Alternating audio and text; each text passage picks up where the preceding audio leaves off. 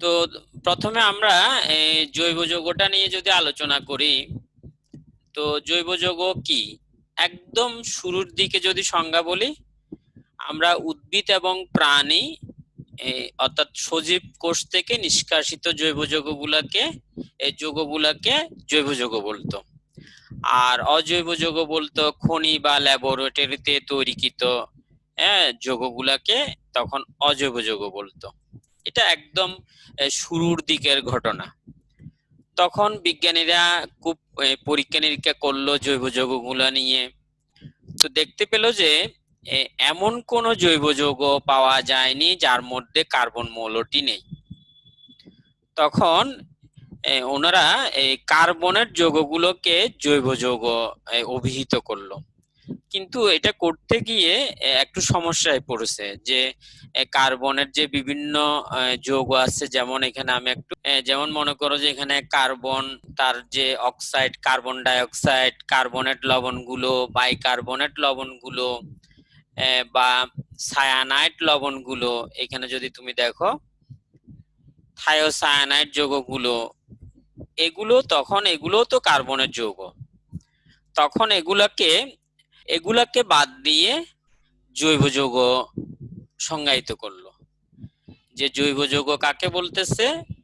কার্বনের যৌগগুলোকে বলবো, তবে এই কার্বনের অক্সাইড গুলো, যেমন carbon dioxide, carbon monoxide, carbonate লবণগুলো, বাইকার্বনেট লবণগুলো, সায়ানাইড লবণগুলো, এগুলো বাদ।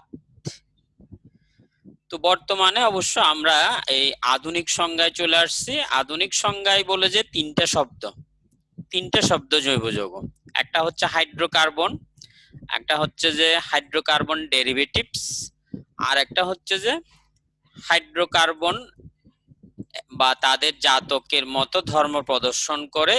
এই ধরনের যৌগগুলোকে আমরা জৈব যৌগ বলবো। আমরা আধুনিক সংজ্ঞাটাই শিখবো, ঠিক আছে?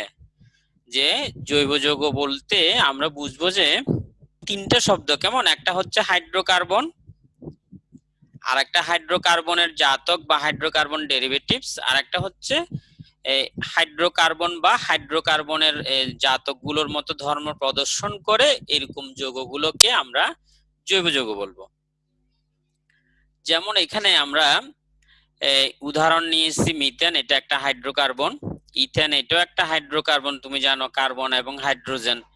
বেনজিন, এটা হচ্ছে যে হাইড্রোকার্বন। আর এখানে একটা মিথানল নিয়েছি বা মিথাইল অ্যালকোহল, এটা হাইড্রোকার্বনের জাতক, হাইড্রোকার্বন ডেরিভেটিভস। ইথানল, এটাও হাইড্রোকার্বনের ডেরিভেটিভস। ঠিক একইভাবে ক্লোরোবেনজিনও হাইড্রোকার্বনের ডেরিভেটিভস। আবার ধরো আমরা একটা শব্দ লিখলাম পিরিডিন। পিরিডিন পিরিডিন এটা তুমি জানো যে একটা C6H5N, পিরিডিন। এই যৌগটা হাইড্রোকার্বন নয়, আবার হাইড্রোকার্বনের জাতকও নয়, কিন্তু এটা হাইড্রোকার্বনের জাতক বা হাইড্রোকার্বন যৌগের মতো ধর্ম প্রদর্শন করে বলে এটাকেও আমরা জৈব যৌগ বলতে পারবো।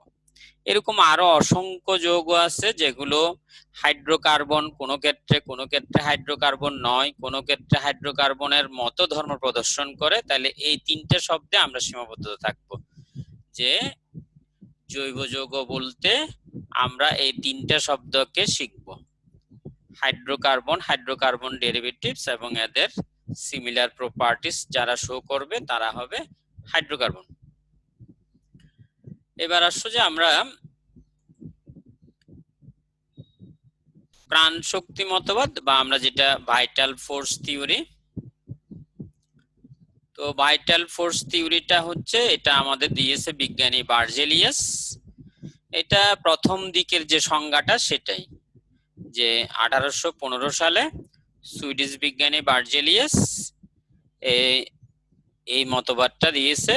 তখন ধারণা ছিল যে আমরা শুধুমাত্র জৈব যৌগগুলোকে উদ্ভিদ বা প্রাণীর দেহেই সৃষ্টি হবে, এদেরকে আমরা ল্যাবে তৈরি করা যাবে না। মানে গবেষণাগারে এগুলোকে তৈরি করা যাবে না। এই মতবাদটাকে আমরা বলছিলাম যে ভাইটাল ফোর্স থিওরি। শুধুমাত্র জৈব যৌগগুলো উদ্ভিদ বা প্রাণীর দেহে সৃষ্টি হবে, এটাই হচ্ছে প্রাণশক্তি মতবাদ। কিন্তু 1828 সালে বিজ্ঞানী বার্জেলিয়াস এর জার্মান ছাত্র ফেডারিক উইলার বা ভোলারও পড়ে, এটা জার্মান ভাষায় উচ্চারণটা উইলার না পড়ে ভোলারও পড়ে ওনারা। তো এই বিজ্ঞানী ফেডরিক বোলার ল্যাবে উনি কাজ করতে গিয়েছে আসলে মূলত এই অ্যামোনিয়াম ক্লোরাইড দ্রবণ আর লেড সায়ানাইড দ্রবণ। এই যে তুমি এই বিক্রিয়াটা যদি দেখো, উনার উদ্দেশ্য ছিল যে এই অ্যামোনিয়াম সায়ানেট সলিড তৈরি করবে, এটা সলিড তৈরি করবে, এটা অ্যাকুয়াস, এখানে সলিউশন। ওনার ল্যাবে টার্গেট ছিল যে এটার থেকে কঠিন অ্যামোনিয়াম সায়ানেট তৈরি করবে। তো সেজন্য প্রথমে এই দুটোর মধ্যে বিক্রিয়া ঘটালো। এটাকে যখন তাপ দিল, এটাকে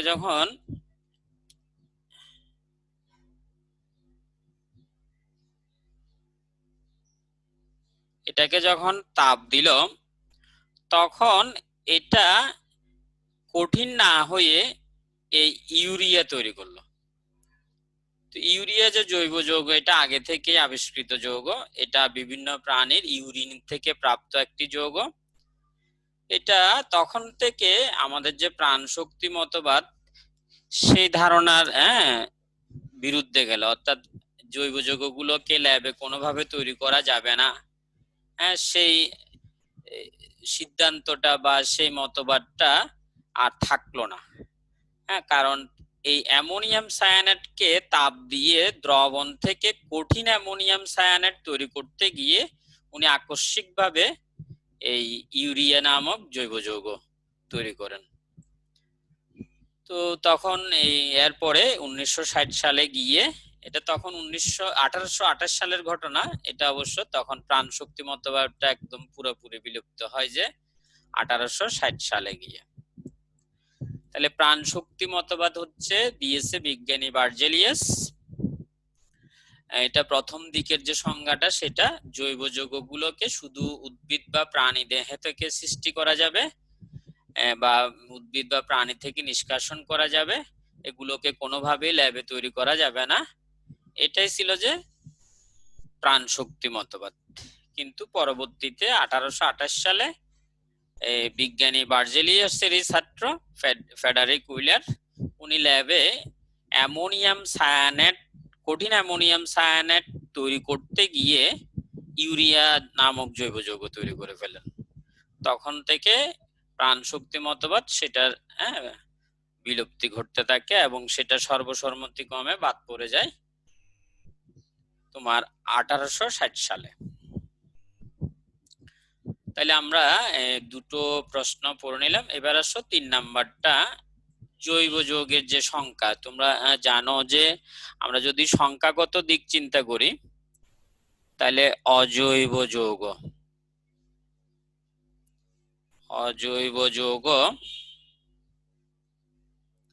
সেটা প্রায় 1 লক্ষের কাছাকাছি, আর জৈব যৌগ যেটা অর্গানিক কম্পাউন্ড সেটা প্রায় 80 লক্ষ বা 1 কোটির কাছাকাছি। তো অজৈব যৌগের তুলনায় জৈব যৌগের সংখ্যা অনেক অনেক বেশি। এটার কারণটা আমরা একটু পড়ে নিব। তো এটার প্রথম কারণ হিসেবে আমরা এখানে চিহ্নিত করেছি কার্বনের কেটিনেশন, আর একটা হচ্ছে যে আইসোমারাইজেশন অর্গানিক কম্পাউন্ড গুলোর, আর একটা হচ্ছে যে পলিমারাইজেশন। তাহলে জৈব যৌগের সংখ্যা অনেক বেশি, এটার প্রধান কারণ হচ্ছে যে কার্বন মৌলের কেটিনেশন ধর্ম, আর জৈব যৌগের সমানুতা ধর্ম, আর পলিমারাইজেশন ধর্ম। তা আমরা কেটিনেশন ব্যাপারটা যদি একটু জেনে নিতে চাই,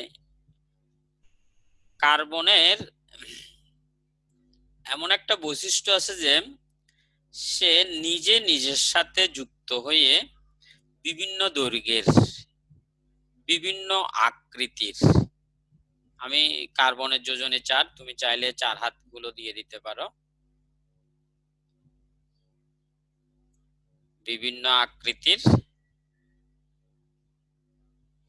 তাহলে আমি যেটা কেটিনেশন নিয়ে যে আলোচনা করছি, এই ধর্মটা হচ্ছে কার্বনের এমন একটা গুণ, সে নিজে নিজের সাথে যুক্ত হতে পারে, যুক্ত হয়ে সে বিভিন্ন দৈর্ঘ্যের বিভিন্ন আকৃতির সেটা শিকল সৃষ্টি করতে পারে বন্ধন সৃষ্টির মাধ্যমে। বন্ধন সৃষ্টির মাধ্যমে সে বিভিন্ন দৈর্ঘ্যের বিভিন্ন আকৃতির শিকল সৃষ্টি করতে পারে। এই গুণটাকে, এই ধর্মটাকে বলে কেটেনেশন।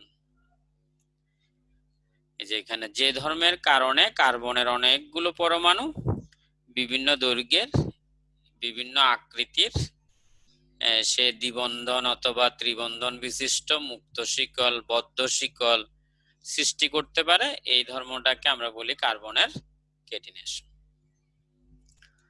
এই কারণে জৈব যৌগের সংখ্যাটা অনেক বেশি। সেকেন্ড হচ্ছে আইসোমারাইজেশন। এটা তোমরা 9-10ও পড়েছো, তুমি ভালো করেই জানো। যে ক্ষেত্রে আমরা ধরো যে আমি একটু ডান দিকে বুঝাচ্ছি, ধরো আমি এরকম একটা সংকেত লিখলাম C5H10। এটার থেকে আমি একটা গঠন লিখলাম, ধরো CH3 CH2 CH2 CH2 CH3। আমি আর একটা গঠনকে এদিক করে লিখতেছি CH3 CH, ধরো CH3 CH2 CH3। তাহলে দেখো, এটাকে যদি আমি নাম দিই আর এটাকে যদি আমি বি নাম দিই, দুটোর আণবিক সংকেত, সরি আমি ভুল লিখছি, C5H10 না, C5H12 হবে, C5H12 হবে। তাহলে একই উপাদান দিয়ে এ নামক একটা গঠন আমি সৃষ্টি করেছি, আবার বি নামক আর একটা গঠন সৃষ্টি করেছি। তো একই আণবিক সংকেত কিন্তু ভিন্ন গঠন। বা আমরা এখানে আরেকটা ব্যাপার আলোচনায় আসব, মানে কনফিগারেশন। আমরা ত্রিমাত্রিক গঠন বাংলায় বলি, ইংরেজিতে আমরা সেটাকে, এই টার্মটাকে কনফিগারেশন শব্দ ইউজ করি। কনফিগারেশন ভিন্ন অথবা স্ট্রাকচার ভিন্ন, আণবিক সংকেত একই, তোমার স্ট্রাকচার বা কনফিগারেশন যদি ভিন্ন হয় তখন ওই যৌগগুলোকে একটাকে এখানে এ আর বি পরস্পরের আইসোমার, আর এই ঘটনাটাকে বলে যে আমরা আইসোমারাইজেশন। তো জৈব যৌগের মধ্যে এই আইসোমারাইজেশন ঘটে। যেসব যৌগের আণবিক সংকেত বা মলিকুলার ফর্মুলা সেম, তোমার স্ট্রাকচার বা কনফিগারেশন ডিফারেন্ট, তার ফলে স্ট্রাকচার যেহেতু ডিফারেন্ট, তুমি একটা সহজ উদাহরণ যদি আমি বলি, ধরো কাঠ দিয়ে আমি টেবিল বানালাম, কাঠ দিয়ে আমি বেঞ্চ বানালাম, তাহলে একই উপাদান কিন্তু টেবিলের স্ট্রাকচার আর বেঞ্চের স্ট্রাকচার এক না, দুটো দুই কাজে ব্যবহৃত হয় বা ধর্ম ভিন্ন হয়ে গেল। তো এই ঘটনাটাকে আমরা বলি আইসোমারাইজেশন। তো জৈব যৌগের মধ্যে এই ঘটনা ঘটতে পারে। তাহলে যাদের আণবিক সংকেত একই, তোমার স্ট্রাকচার এবং কনফিগারেশন ডিফারেন্ট, তার ফলে তোমার ফিজিক্যাল এবং কেমিক্যাল প্রপার্টিজে সামান্য পার্থক্য হয়, সেই যৌগগুলোকে আমরা বলবো পরস্পরের সমাণু। এটা নিয়ে আমরা পরে অনেক ডিটেইলস আলোচনা করব। আর যৌগের এই ধর্মকে বলা হবে সমানুতা। তাহলে আমরা সমানুতার কারণেও জৈব যৌগের যে সংখ্যাটা অনেক বেশি। আর 3 নাম্বার যে পয়েন্টটা, পলিমারাইজেশন। তো এটাতে তুমি জানো আমরা যে পলিমার পড়ে থাকি, 9-10-এ তুমি পলিমারাইজেশন পড়েছো, যে জৈব যৌগগুলোর আরেকটা বৈশিষ্ট্য হচ্ছে যে, ধরো এ নামক একটা যৌগ, এটা যৌগ কম্পাউন্ড, সে নিজে নিজের সাথে যুক্ত হয়ে বিভিন্ন দৈর্ঘ্যের শিকল সৃষ্টি করতে পারে। হ্যাঁ, এটা এ নামক যৌগ। যেমন এখানে আমরা একটা উদাহরণ নিয়েছি ইথিলিন।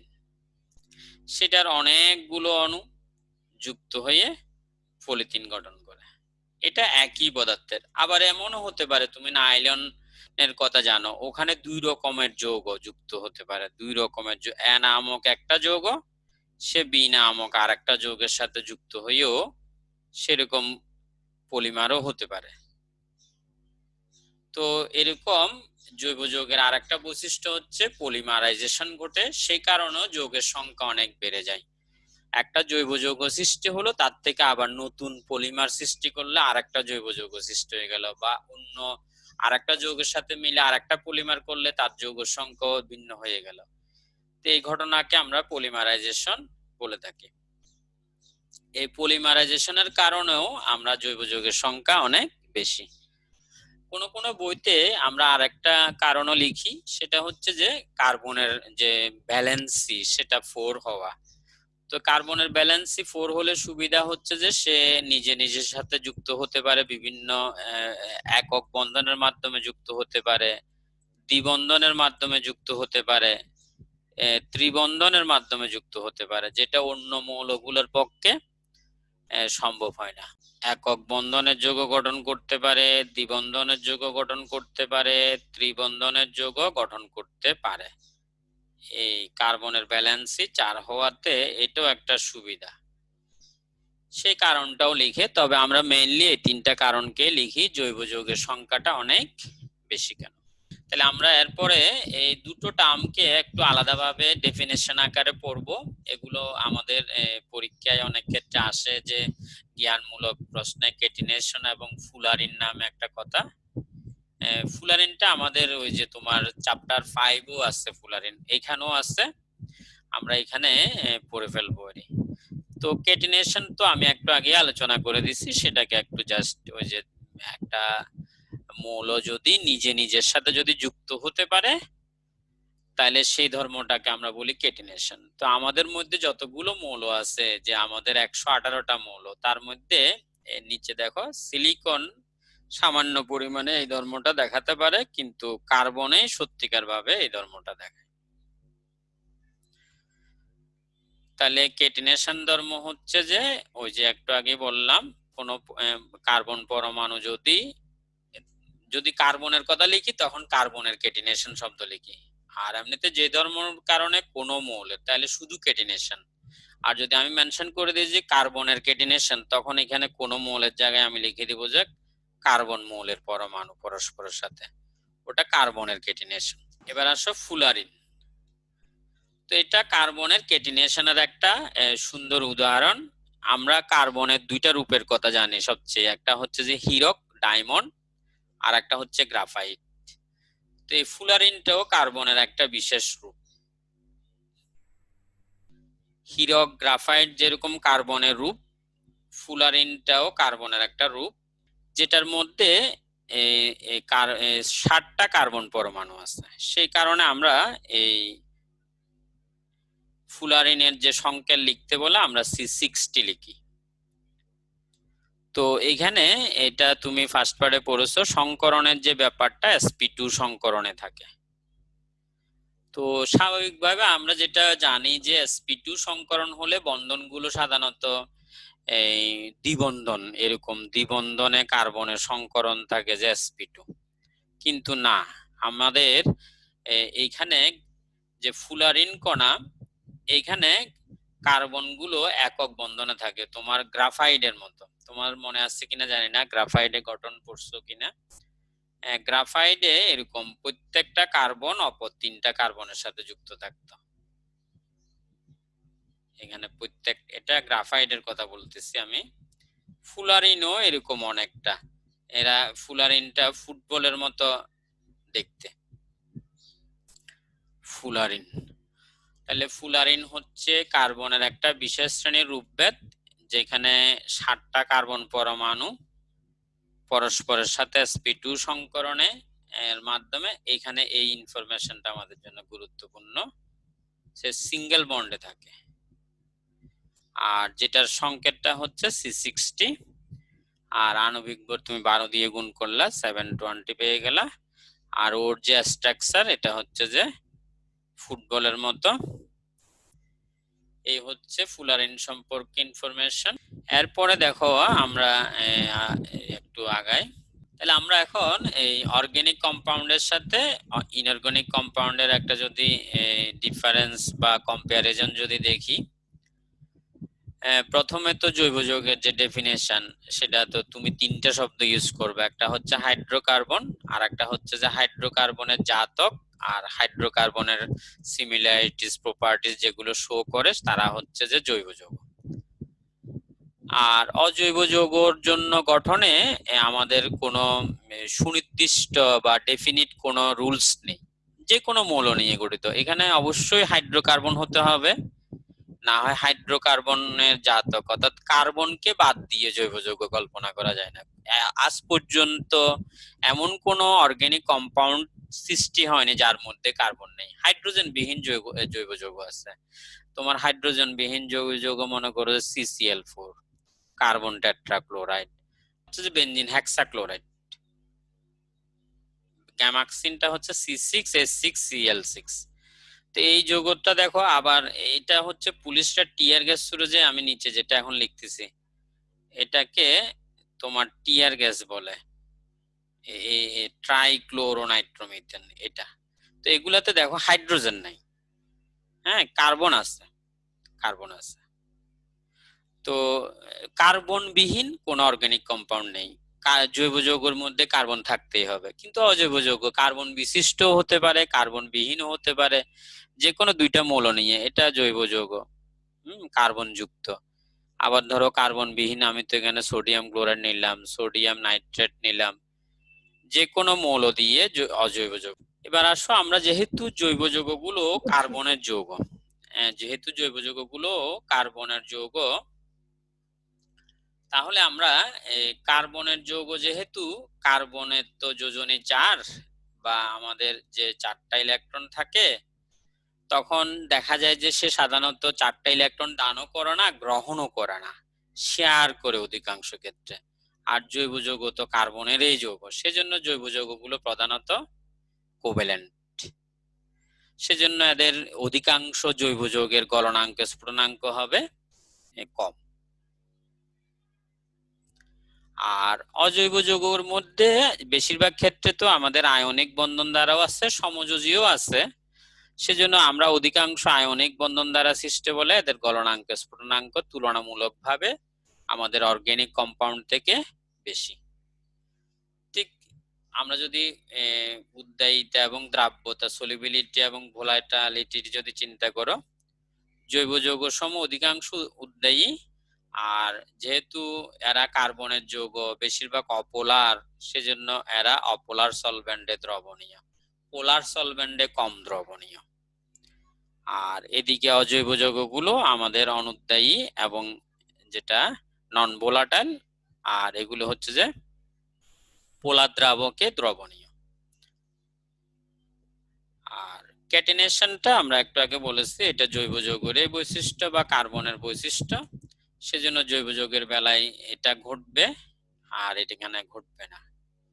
আর সংখ্যাগত ব্যাপারটাও আমরা আলোচনা করেছি, এটা এখন 1 কোটির কাছাকাছি লিখে, 1 কোটির কাছাকাছি, আর এটা 1 লক্ষের মতো। আমাদের 118টা মৌলের যে কোনো মৌল দিয়ে অজৈব যৌগ গঠিত হতে পারে। তারপরও দেখো জৈব যৌগ গঠন হয় যে মাত্র 15-20টা মৌলের মধ্যে সীমাবদ্ধ। তোমার জৈব যৌগ গঠন করতে বেশিরভাগ ক্ষেত্রে তো কার্বন, তারপর যে মৌলটা সবচেয়ে বেশি লাগে সেটা হচ্ছে hydrogen, oxygen, nitrogen, sulphur, phosphorus, halogen গুলো ফ্লোরিন, ক্লোরিন, ব্রোমিন, আয়োডিন সেগুলো আছে। আর গুটি কয়েক ধাতু, সোডিয়াম, ম্যাগনেসিয়াম, ক্যালসিয়াম, হ্যাঁ আয়রন, এরকম গুটি কয়েক ধাতু। অজৈব যৌগ গঠিত হয় এই 15-20টা মৌলের মধ্য দিয়ে। সরি, অজৈব যৌগ না, জৈব যৌগ। আর অজৈব যৌগ তো আমাদের 118টা মৌলের যে কোনোটা। তারপরও জৈব যৌগের সংখ্যাটা অনেক বেশি, সেটা 3টা কারণ আমরা অলরেডি পড়ে ফেলেছি। আর আমরা যদি রিঅ্যাকশন মেকানিজম এবং রিঅ্যাকশন রেট যদি কথা চিন্তা করি, জৈব বিক্রিয়ার গুলোর মেকানিজমটা তুলনামূলকভাবে একটু জটিল। আর বিক্রিয়ার যে গতি রেট, রিঅ্যাকশন রেট, এটা কম। আর এটা অনেকটা আয়নিক প্রকৃতির, আর গতি তুলনামূলকভাবে বেশি।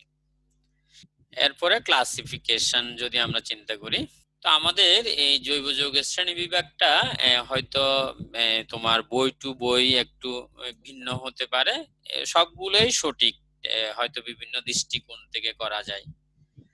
তোমরা 9-10ও পড়েছো। তো এখানে আমরা যেটা আমাদের মূল বই সেটা থেকে নিয়েছি, এখানে প্রথমে আমরা একটা দুই ভাগে ভাগ করে নিয়েছি, মুক্ত শিকল, ওপেন চেন। যে যৌগগুলোতে আমি যদি ধরো এখানে যদি একটা উদাহরণ লিখি, তো এই যৌগটা আমি যদি প্রান্তীয় শিকলটা যদি দেখি, দুই প্রান্ত মুক্ত, মানে এটার প্রান্তীয় কার্বন গুলো যুক্ত না, তাহলে এটা হচ্ছে যে মুক্ত শিকলের যৌগ। কিন্তু আমি যদি এদিকে এটা বদ্ধ শিকল যেটা লিখলাম, এটাকে ধরো আমি যদি ওই 4টা কার্বনকে এভাবে করে যৌগটা লিখতাম, তাহলে এইখানে আমার প্রান্ত, অর্থাৎ এটা শিকলটা মুক্ত না,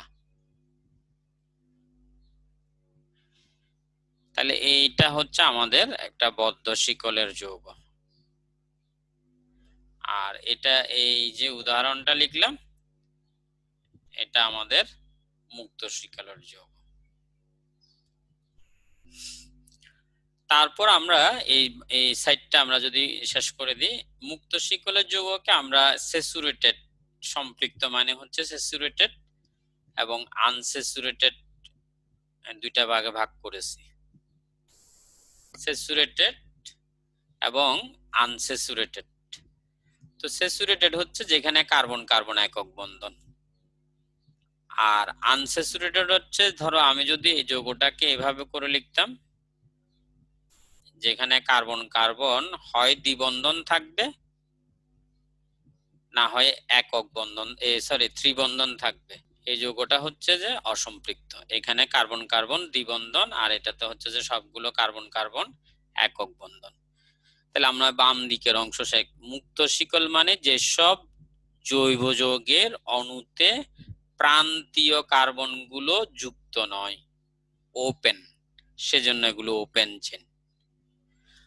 আর যেগুলাতে জৈব যৌগের অণুতে আমাদের যে কোনো মানে কার্বন গুলো মুক্ত না, এখানে চক্র, এক বা একাধিক চক্র বিদ্যমান, সেটা হচ্ছে যে আমাদের ক্লোজ চেন বা সাইক্লিক যৌগ যেটা।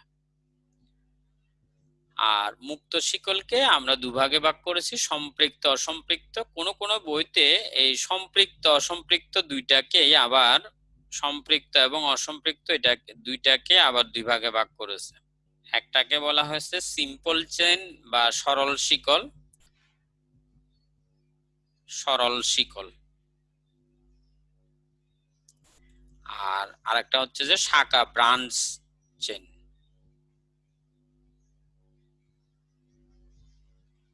তো ধরো আমি ব্রাঞ্চ, সরল শিকল হচ্ছে এই উদাহরণটা নিতে পারো, এই উদাহরণটা নিতে পারো। আমি ব্রাঞ্চ চেনের একটা উদাহরণ যদি নিই, এটা হচ্ছে একটা ব্রাঞ্চ চেনের উদাহরণ। তো এটা আমাদের সম্পৃক্ত, এটা এখানে একক বন্ধন, এটা একক বন্ধন, এটা একক বন্ধন, এটা একক বন্ধন, তাহলে এটা হচ্ছে যে আমাদের ব্রাঞ্চ চেনের।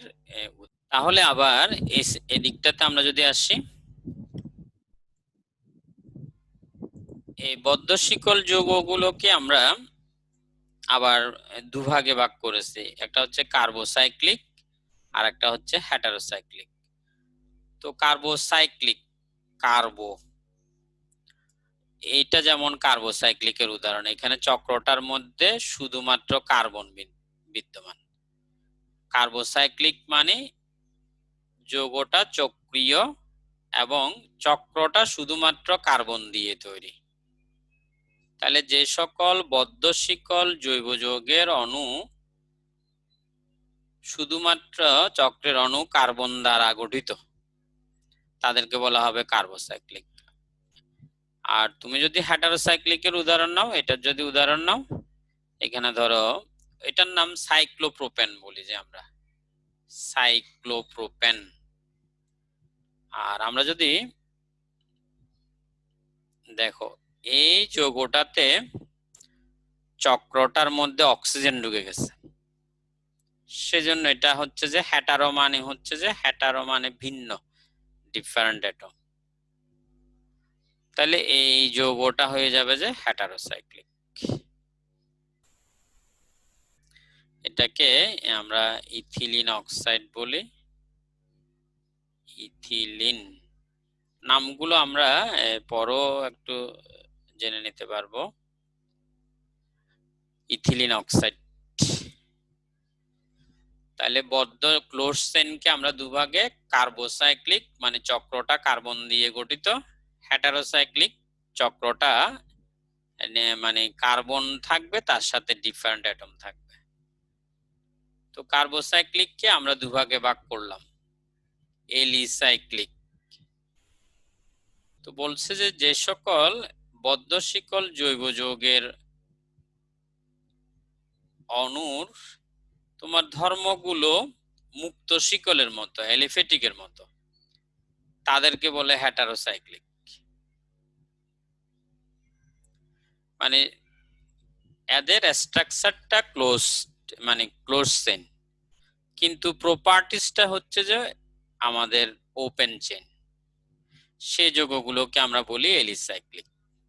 আবার বলি, এই এলিসাইক্লিক কম্পাউন্ড গুলোর প্রপার্টিসটা হচ্ছে এদের স্ট্রাকচারটা হচ্ছে যে ক্লোজ চেইন, কিন্তু প্রপার্টিসটা হচ্ছে ওপেন চেইনের মতো, মুক্ত শিকলের মতো বা এলিফেটিকের মতো। আর যে সকল বদ্ধ শিকল জৈব যৌগের অণুতে আমরা বলি যে বেনজিন চক্র থাকে বা যাদের মধ্যে একান্তর ভাবে দ্বিবন্ধন থাকে, একান্তর, এটাকে আমরা কনজুগেট বলি ইংরেজিতে। একান্তরটাকে আমরা বলি কনজুগেট। মানে তাহলে বদ্ধ শিকল তোমার চক্রটা যেহেতু এটা কার্বোসাইক্লিকের অংশ, চক্রটা অবশ্যই কার্বন দিয়ে তৈরি হতে হবে। আর ধর্মটা হচ্ছে যে আমাদের এলিসাইক্লিকের মতো সে শো করবে না, আমরা ধর্মটা সে বেনজিনের মতো প্রদর্শন করবে। আমরা যখন অ্যারোমেটিক যৌগের সংজ্ঞা পড়বো তখন তিনটা টার্ম ওখানে নিয়ে আসবে, একটা হচ্ছে বেনজিন, আর একটা বেনজিন ডেরিভেটিভস, আর একটা হচ্ছে যে বেনজিন ডেরিভেটিভস এর মতো সিমিলারিটিস শো, ধর্ম প্রপার্টি শো করলে সেগুলোকে অ্যারোমেটিক বলি। তবে মডার্ন ডেফিনেশনটা আমরা হাকেলস রুল দিয়ে দিই। আর হ্যাটারোসাইক্লিক সেটাও আগে এটার মতো দুভাগে ভাগ। একটা হচ্ছে যে হ্যাটারো যৌগ, চক্রটা হ্যাটারোসাইক্লিক, কিন্তু প্রপার্টিজে সে এলিফেটিক, সেজন্য ওটা হচ্ছে হ্যাটারো এলিসাইক্লিক। এটা হতে পারে, আরো অনেক উদাহরণ আছে, তুমি একটু বই দেখো। আমি এটা নিয়ে ফেলছি বলে লিখে ফেললাম, তোমার আরো অনেক উদাহরণ আছে। তারপর হেটারোমেটিক একই, মানে চক্রটাও যে আমরা পিরিডিন দিয়েছিলাম, আমি কোন দিকে জানি সেটাও নিতে পারো। আমি একটু এভাবে করে সংক্ষেপে দিচ্ছি, এগুলো আমরা শিখবো। এগুলোকে আমরা স্কেলেটন ফর্মুলা বলি। মানে কার্বন হাইড্রোজেন গুলোকে না দেখিয়ে শুধু বন্ধনের মাধ্যমেও দেখাতে পারি। বেনজিনকে তুমি জানো, এইভাবে না লিখে আমরা জাস্ট এভাবে করে, আমি একটু বাম দিকে দেখাচ্ছি, এটা স্কেলেটন ফর্মুলা বা আমরা বন্ড লাইন ফর্মুলাও বলি। এটা আমরা ওই কার্বন হাইড্রোজেনকে দেখাই না, অন্য অ্যাটম গুলোকে দেখাতে হয়। যেমন এখানে নাইট্রোজেনকে দেখাইছে, আমরা এটাকেও লিখতে পারতাম। এটা এই যে এটাকে যদি লেখো তাহলে এরকম করে লিখতে হবে, এটা ইথিলিন অক্সাইড। কার্বন হাইড্রোজেনকে দেখানো হয় না, বন্ড লাইন স্ট্রাকচারও বলে, স্কেলেটন ফর্মুলাও বলে থাকি আমরা। তাহলে যেসব এই তোমার হ্যাটারোস সাইক্লিক যৌগের ধর্ম বা তোমার অ্যারোমেটিকের মতো, তারা হ্যাটারো অ্যারোমেটিক। আর যেগুলো এলিসাইক্লিকের মতো, সরি এলিফেটিকের মতো, যাদের হ্যাটারোসাইক্লিক যৌগ কিন্তু ধর্ম হচ্ছে এলিফেটিক, তারা হচ্ছে হ্যাটারো এলিসাইক্লিক। তো এগুলোর বিশেষ কিছু উদাহরণ অনেক ক্ষেত্রে এমসিকিউ তে লাগে, ডেফিনেশন ওরকম দেখে রাখো, ওরকম বা আমাদের জ্ঞানমূলক অনেক ক্ষেত্রে দিতেও পারে, নাও দিতে পারে, তবে তুমি বেসিক থিমটা জেনে রাখো যে আমি ওপেন চেইন কখন বলবো, ক্লোজ চেইন কখন বলবো, স্যাচুরেটেড কখন, আনস্যাচুরেটেড কখন, কার্বোসাইক্লিক নাম থেকে বোঝা যায়, হেটারোসাইক্লিক, তারপর এলিসাইক্লিক। এলিসাইক্লিক আরেকবার বলে দিচ্ছি, গঠনে সাইক্লিক বা স্ট্রাকচারটা, কিন্তু প্রপার্টিজটা এলিফেটিক বা মুক্ত শিকলের মতো। এবার আসো, এটা জাস্ট আমি এমসিকিউর জন্য, ধরো একটা কার্বোসাইক্লিক অ্যারোমেটিক যৌগ, কার্বোসাইক্লিক অ্যারোমেটিক, তা আমাদের একদম সহজ উদাহরণ হচ্ছে বেনজিন। তুমি বেনজিন না নিয়ে যদি ধরো এরকম টলুইনের নাম বা মিথাইল বেনজিনের নাম শুনেছো কিনা, আমরা এরকম নিতে পারি।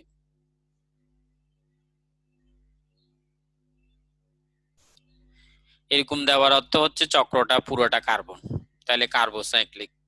অ্যারোমেটিক হলে তুমি, আমরা এটা দিয়েও অল্টারনেটিভ তোমার ডাবল বন্ড, অথবা এটাকে আমরা এভাবে করেও দিই, বর্তমানে এভাবে করে দিই, এটাকে বলি আমরা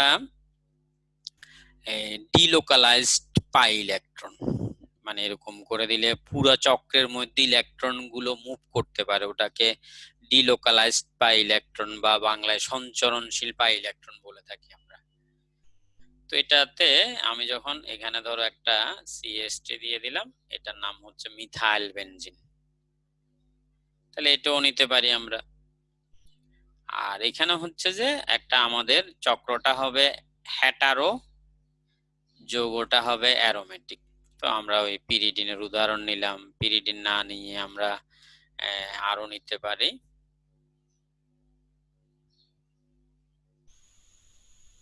এটাকে বলে পাইরোল, হ্যাঁ এটাকে পাইরোল বলে, পাইরোল। হ্যাঁ, তারপর তুমি এরকম নিতে পারো অক্সিজেন, এটাকে বলে ফিউরান, এটা ফিউরান। তো একটা জাস্ট আমরা উদাহরণ নিয়েছি, এই তোমার একটা আমাদের এখানে এলিসাইক্লিক যৌগের উদাহরণ দিতে বলেছে। তো আমাদেরকে এখানে এলিসাইক্লিক যেহেতু বলেছে, হ্যাটারো এলিসাইক্লিক শব্দটা ইউজ করেনি, মানে হ্যাটারো শব্দটা ইউজ করেনি, দ্যাট মিন্স চক্রটা হবে কার্বন দিয়ে আর ধর্মটা হবে এলিফেটিকের মতো, অর্থাৎ অল্টারনেটিভ ডাবল বন্ড থাকবে না, সেরকম যে কোনো একটা উদাহরণ নিতে পারি।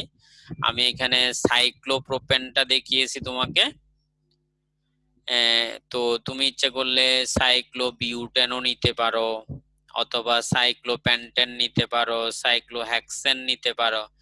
আমাদের ক্লোজ সেন্ট হবে, কিন্তু ধর্মটা হতে হবে এলিফেটিক, প্রপার্টিসটা এলিফেটিকের মতো হবে, অল্টারনেটিভ ডাবল বন্ড থাকবে না, একটা থাকতে পারে, একটা ডাবল বন্ড থাকতে পারে, কিন্তু অল্টারনেটিভ ডাবল বন্ড থাকবে না।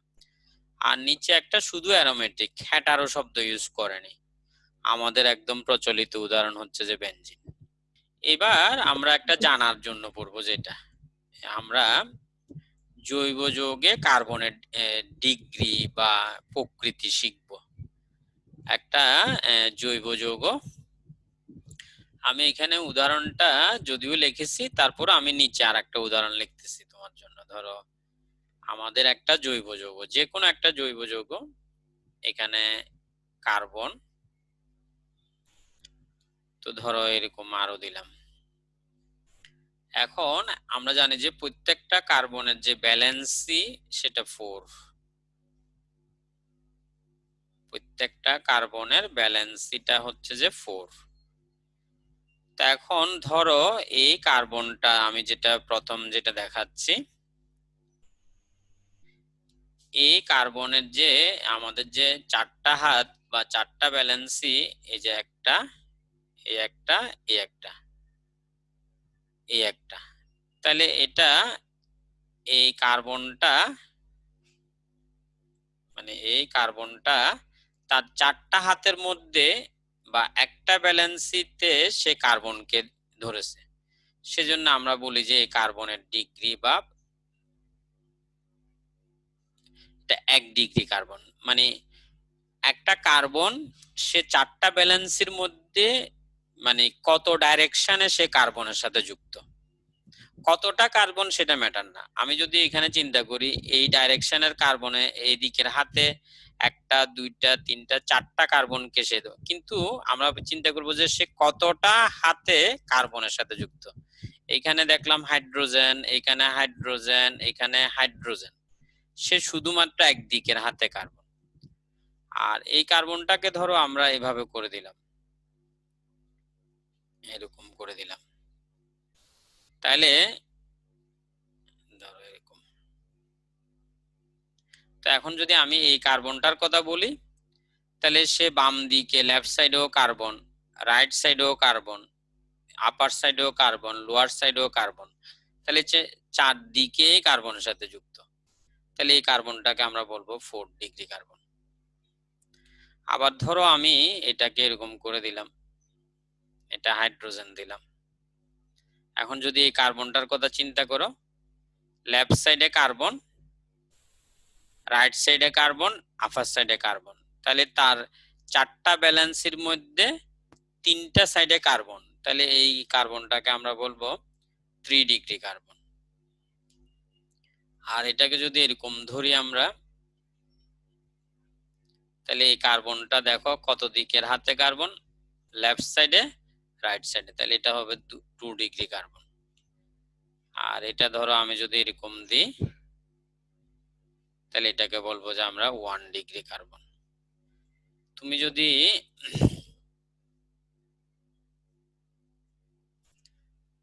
এই কার্বনটার কথা যদি চিন্তা করো, এই কার্বনটার কথা চিন্তা করো, এরা হবে 1 ডিগ্রি কার্বন, কারণ ওর 3টা হাতে হাইড্রোজেন, একটা হাতে কার্বন।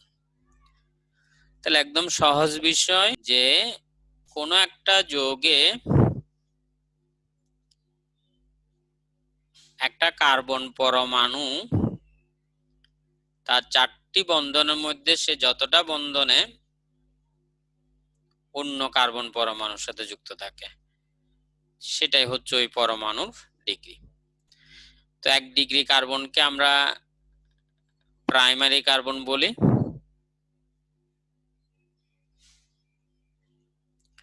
2 ডিগ্রি কার্বনকে আমরা সেকেন্ডারি, 3 ডিগ্রিকে টারশিয়ারি, 4 ডিগ্রিকে কোয়াটারনারি।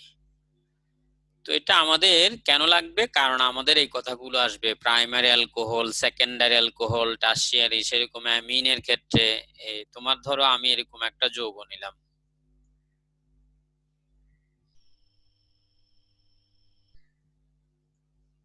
ধরো এরকম, তো এই যৌগটা আমরা অ্যালকোহল বলবো কারণ এটা ওএইচ। এখন এটা কত ডিগ্রি অ্যালকোহল, তাহলে তুমি এই কার্বনটাকে যাচাই করবা, অ্যালকোহল যুক্ত কার্বনটা যাচাই করবা।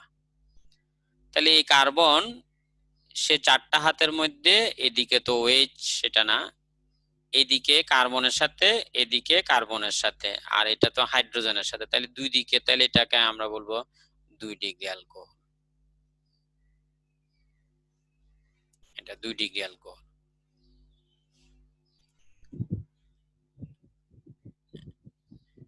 বা আমি যদি আরো একটা উদাহরণ নিই, ধরো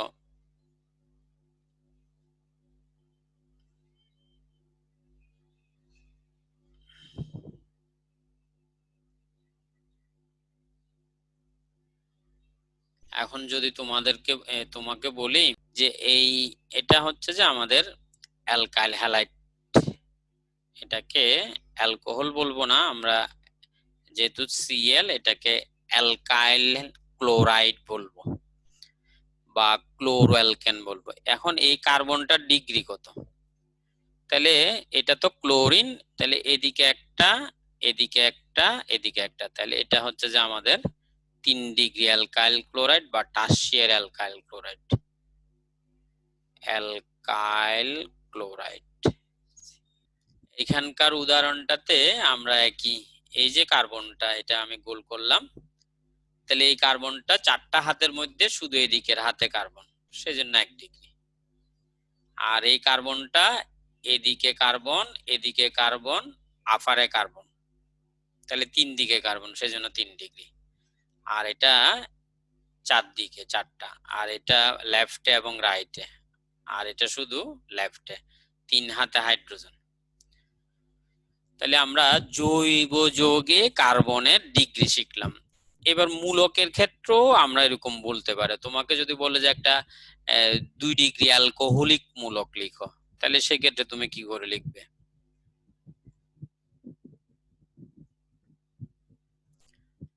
এই মূলকের ক্ষেত্রে আমরা এখন শিখব কার্যকরী মূলকে কার্বনের ডিগ্রি। তো ধরো আমাকে 1 ডিগ্রি অ্যালকোহলিক মূলক লিখতে বললো, তাহলে আমরা একদম সহজভাবে বলে যে ওই কার্বনটার যতটা ভ্যালেন্সি ব্যাকএন্ড থাকবে, একটা 1 ডিগ্রি মানে একটা ভ্যালেন্সি ব্যাকএন্ড, 2 ডিগ্রি মানে তার 2টা ভ্যালেন্সি ব্যাকএন্ড।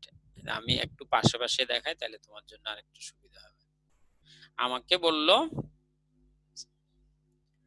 1 ডিগ্রি অ্যালকোহল, এটার কার্যকরী, আমরা ফাংশনাল গ্রুপ লিখতেছি, তাহলে আমি এই কার্বন, অ্যালকোহল তো জানি, অ্যালকোহল বললে আমরা ওএইচ ব্যবহার করব, অ্যালকোহল। এখন এই কার্বনটাকে আমি 1 ডিগ্রি বানাবো, এই কার্বনটাকে, তাহলে আমি কি করব, ওর একটা ব্যালেন্সে খালি রেখে বাকি ব্যালেন্সি গুলোতে আমি হাইড্রোজেন বসিয়ে দিব।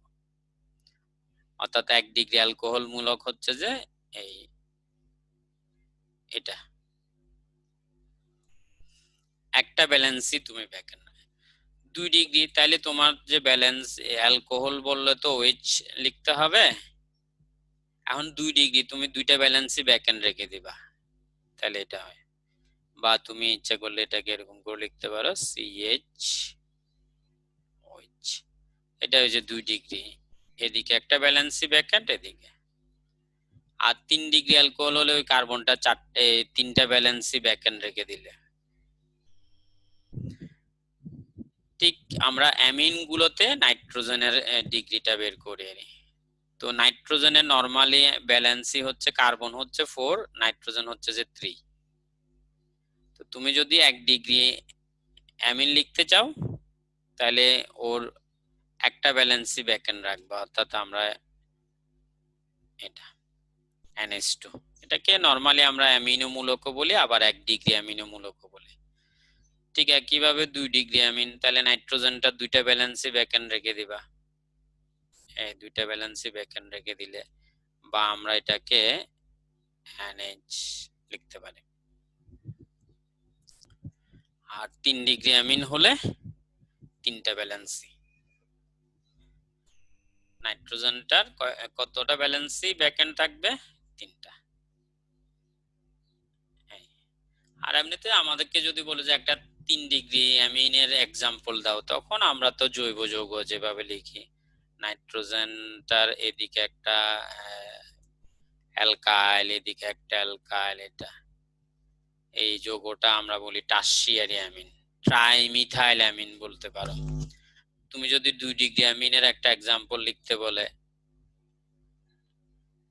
তাহলে NH, 2 দিকের হাতে তুমি এটা বসা দিলা। আর প্রাইমারি অ্যামিনের যদি বলতে, তাহলে তুমি CH3 CH2 NH2, ঠিক একইভাবে অ্যালকোহল গুলো লেখা যাবে।